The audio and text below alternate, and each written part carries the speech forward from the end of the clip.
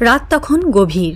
ধানমন্ডির এক গোপন বাসভবনের বৈঠকখানায় আলো জ্বলছে। কাঁচের জানালা দিয়ে দেখা যায় বাইরে ব্ল্যাক এসকর্ট গাড়িগুলোর চুপচাপ দাঁড়িয়ে থাকা। ভেতরে বসে আছেন এক বৃদ্ধ, দীর্ঘজীবী কিন্তু ক্লান্ত নন। তার নাম প্রফেসর ইউনুস। চারপাশে ছড়িয়ে আছে গোয়েন্দা রিপোর্ট, উপগ্রহ চিত্র আর বিদেশি কূটনীতিকদের পাঠানো চিঠির অনুলিপি। ভারতীয় মিডিয়ার মাথা খারাপের কারণ হয়ে উঠেছেন মানুষটা। তারা সকাল বিকাল বকছে যে এই মুহূর্তে বিশ্বের দুই পরাশক্তির নজর তার দিকেই, চীন ও যুক্তরাষ্ট্র। আর তার এই উত্থানকে ঘিরেই অস্থির হয়ে উঠেছে দিল্লি।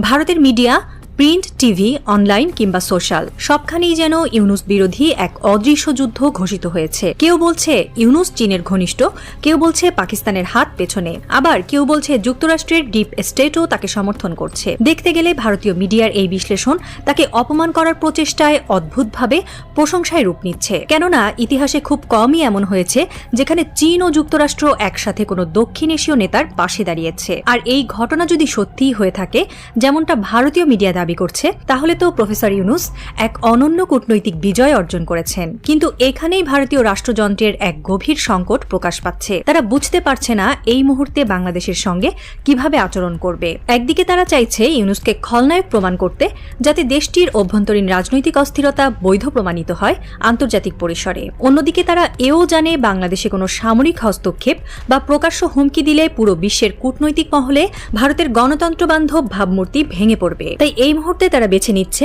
এক মিডিয়া চালিত অসহিংসতা, যার উদ্দেশ্য ইউনুসের বিরুদ্ধে বাংলাদেশি অভ্যন্তরীণ জনমতকে উত্তেজিত করা। এই মনস্তাত্ত্বিক চাপের ভেতরেই ঢাকা তার বাস্তবতা আঁকছে একটি নতুন বাংলাদেশ, যেখানে বিদেশি মদদ নয় বরং জনগণের রায়ই হবে একমাত্র বৈধতার উৎস। দিল্লির অসহিংসতা যত বাড়ছে, ঢাকার বাস্তবতা ততই দৃঢ় হচ্ছে। এই প্রশ্নের উত্তর লুকিয়ে আছে বাংলাদেশের অভ্যন্তরীণ বাস্তবতায়। শেখ হাসিনার পতনের পর আওয়ামী লীগ কার্যত নিষ্ক্রিয়। ভারত সমর্থিত রাজনৈতিক শক্তি বিলুপ্ত প্রায়। আর বাকি যে রাজনৈতিক দলগুলো আছে, যেমন বিএনপি কিংবা জামায়াতে ইসলামী, তারা ঐতিহাসিকভাবে পাকিস্তান ও চীনের ঘনিষ্ঠ। সুতরাং ভারত যাকেই সামনে দেখতে চায়, সে যদি প্রফেসর ইউনুস নাও হন, তবু নতুন বাংলাদেশ কখনো আগের মতো প্রো ইন্ডিয়া হতে যাচ্ছে না। মূল সমস্যা এখানে ব্যক্তি ইউনুস নয়, বরং ভারতের নিজের ভূ রাজনৈতিক হার। ভারতীয় মিডিয়া দাবি করছে ইলেকশন বিলম্বিত করা হচ্ছে যেন পাকিস্তান ও চীনের স্বার্থ সুরক্ষিত থাকে। কিন্তু প্রশ্ন হলো, এই দাবি কতটা যৌক্তিক? প্রফেসর ইউনুস সরকার প্রথম দিন থেকেই বলে আসছেন ইলেকশন তখনই সম্ভব যখন ৫ আগস্টের চেতনাকে ধারণ করে স্বৈরাচারের শেকড়কে উপড়ে ফেলা যাবে, সংস্কার করা যাবে। গত ১৫ বছরে আওয়ামী লীগ যেভাবে প্রশাসনকে দলীয়করণ করেছে এবং যেভাবে ভারতীয় গোয়েন্দা সংস্থার প্রভাব ইলেকশনে পড়েছে, সেটা নির্মূল না করে নির্বাচন মানেই হবে আরেকটি সাজানো ভোট। ইউনুসের উদ্দেশ্য বাংলাদেশের নির্বাচনী ব্যবস্থাকে স্বাধীন ও সার্বভৌম করা, এবং এটাই দিল্লির জন্য অস্বস্তিকর।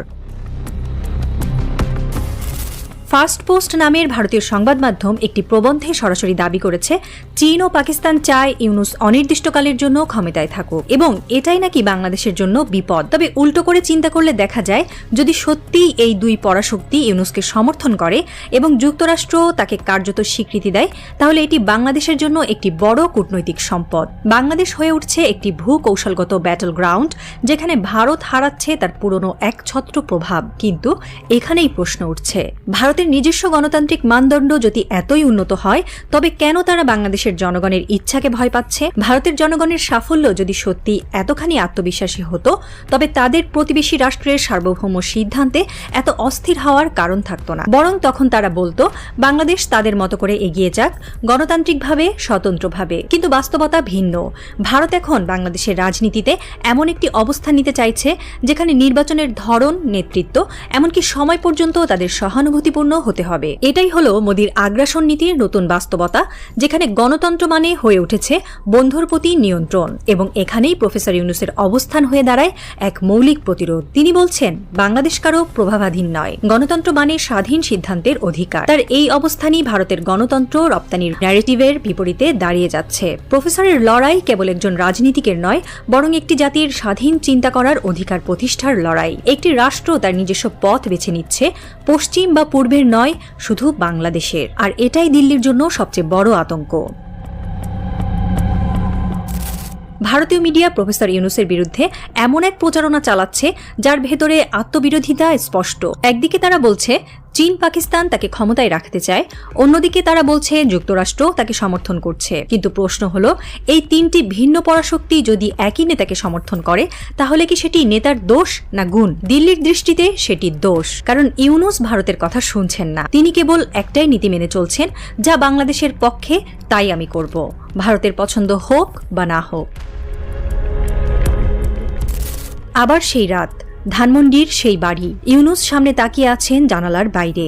দূরে সোহরাওয়ার্দী উদ্যানে আলো নিভে যাচ্ছে। একজন সহকারী আসে হাতে একটি ফোল্ডার নিয়ে, তাজা গোয়েন্দা তথ্য, ভারতীয় মিডিয়া রিপোর্ট এবং একটি নতুন নথি ওয়াশিংটন থেকে পাঠানো। ইউনূস চোখ বুজে বলেন, ঘুম আসে না আজকাল, শুধু মনে হয় ঢাকার আকাশে ঝড় জমছে। কে জানে কোন দিক থেকে আসবে প্রথম বজ্রপাতটা, পূর্ব থেকে না পশ্চিম থেকে। দিল্লি জানে এই বজ্রপাত যদি নামে সেটা আর কেবল কাগজে থাকবে না, এবার ইতিহাস লিখবে আগুনে। এটাই প্রফেসর ইউনূস বনাম ভারত। এটা কেবল এক ব্যক্তির যুদ্ধ নয়, এটা একটি জাতির নতুন দাঁড়ানোর গল্প।